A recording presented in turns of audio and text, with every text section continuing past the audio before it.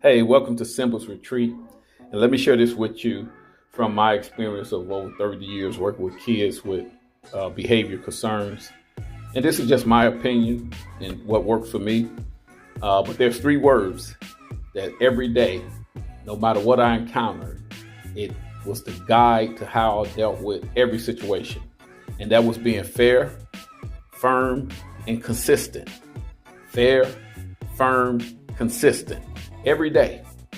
There's never been a time where I can see where I was not that. Fair, firm, consistent.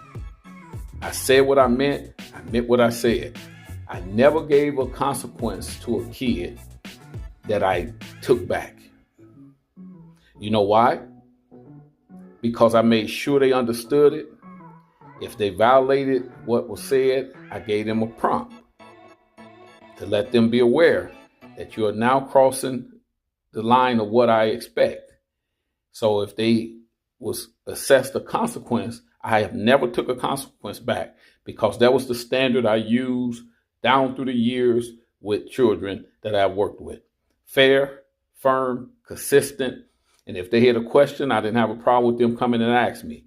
But I had to present myself as someone that was stable, someone they can trust, someone they can that presented some sense of predictability. And so every day I came, I was fair, firm, consistent. I never took a consequence back, ever.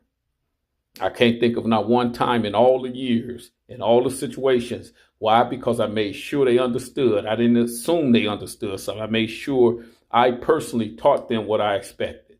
And then, like I said, I would make sure I give them the prompt. And then if it continued, I assessed the consequence, and I never took the consequence away. And it wasn't punitive, but it was the consequence have to match the intensity of the behavior, or the consequence become ineffective. So when you give a consequence, make sure those elements are in place, that the person understand, not you assuming, but you know that they understand what the expectation is.